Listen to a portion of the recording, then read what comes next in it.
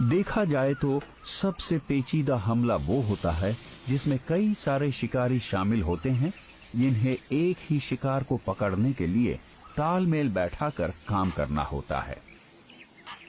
जानवरों की दुनिया में अफ्रीकन वाइल्ड डॉग्स का शिकार करने वाला दल सबसे बड़ा होता है। हमले में पूरा झुंड शामिल हो जाता है, लेकिन अपने मकसद में कामयाब होने के लिए ये जरूरी हो जाता है कि शिकारी दल का हर एक सदस्य पहले से ही तय चीजों में जरा भी फेरबदल किए बिना अपने काम को अंजाम दे। इस खेल में गलती की कोई गुंजाइश नहीं है।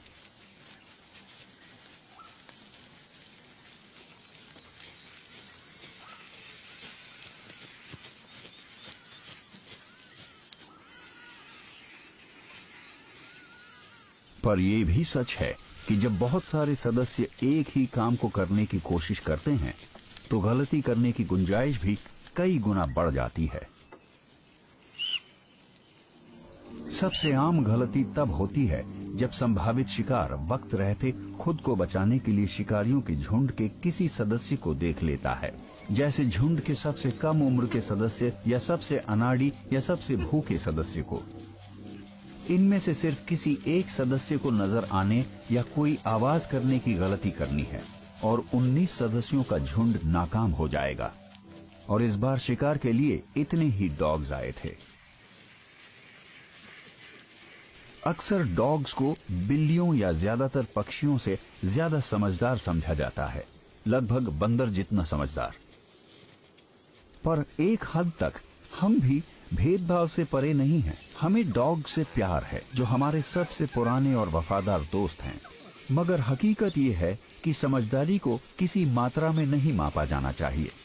हमें बेहतरीन होने की नहीं, बल्कि काबिलियत की बात करनी चाहिए। जिंदा बचे रहने के लिए हर प्रजाति को अपने आसपास के माहौल को किसी तरह समझने की काबिलियत चाहिए, जैसे थोड़ी सी याददाश्त या खास तरह की दिमागी बनावट। बेशक अफ्रीकन वाइल्ड डॉग्स, हाइनाज या वुल्व्स के मामले में हम उस समझदारी का पता लगा पाते हैं जिसे हम पहचान सकते हैं। समाज में रहने वाले जानवरों की सुनने समझने की क्षमता का विकास उनके खेल, उनके औहदे और उनके भावनात्मक संबंधों से होता है। लेकिन शिकार नजर आने से पहले योजना बनाने की काबिलियत डॉग्स में भी नहीं पाई गई है। अफ्रीकन वाइल्ड डॉग्स लगभग हमेशा ही एक से दूसरी जगह जाते रहते हैं और ये हमेशा अपने इलाके में घुसपैठ करने वाले झुंडों को बाहर निकालने और खाने लायक किसी शिकार को पकड़ने के लिए हमेशा चौकन्ना रहते हैं। ये लगभग 200 वर्ग किलोमीटर जितने बड़े इलाके की निगरानी करते हैं और इनके शिकार करने का तरीका इनके जीने के तरीके से मेल खाता है। वो हमेशा इधर उधर ताक झांक करते रहते हैं। इनका रंग शिकार करते वक्त नजर न आने में इनकी मदद करता है। इनका तरीका बहुत सीधा सा होता है, जिसे अमल में लाने पर वो शिकार का एक ऐसा तरीका बन जाता है जिससे बच निकलना मुश्किल है। इनके चलने का तरीका बदल जाता है और एक लाइन में चलने के बजाय ये फैल जाते हैं। ये ऐसा इसलिए करते हैं ताकि ये मादा लीडर के पीछे पीछे चलते हुए एक साथ रहे। इलाके की खूबियां, शिकार की प्रतिक्रिया और इनका अनुभव बाकी का काम कर देता है। जिस शिकार का पता लीडर अफ्रीकन वाइल्ड डॉग लगाती है, अगर वो इन्हें देखकर भाग ना जाए तो जल्द ही विंड डॉग्स उसे दाईं और बाईं तरफ से घेर लेंगे और शिकार के पास बचने का कोई मौका नहीं होगा। ये अचानक से और मिलिट्री की तरफ फैलकर हमला करने की तकनीक का मिला जुला रूप है।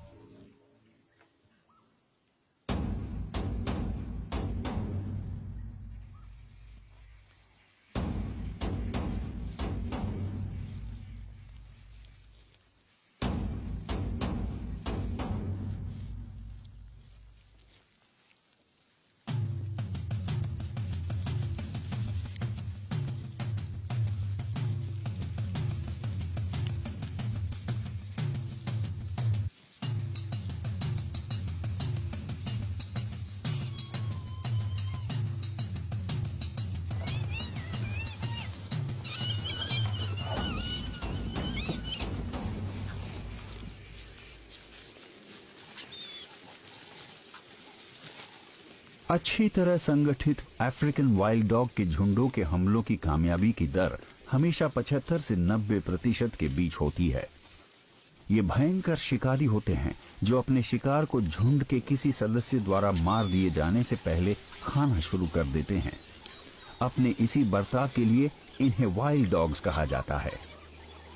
ये बाकी शिकारियों से ज्यादा जालिम लगते हैं, पर असल में ऐसा है नहीं। ये किसी भी और जानवर से ज्यादा जालिम या दयालु नहीं है। कुदरत में बेरहमी की कोई जगह नहीं। ये सिर्फ प्राकृतिक और जंगली बर्ताव का इंसानी नजरिया है। जो भी हो, वाइल्ड डॉग्स जिस तरह से अपने शिकार को खाते हैं, उसकी वजह से बहुत से लोग इनसे बचकर रहते हैं और इनका योजनाबद्ध तरीके से शिकार किया जाता है और कई जगहों पर इन्हें पूरी तरह खत्म कर दिया गया है। असल में ये अफ्रीका के ज्यादातर इलाकों से गायब हो चुके हैं।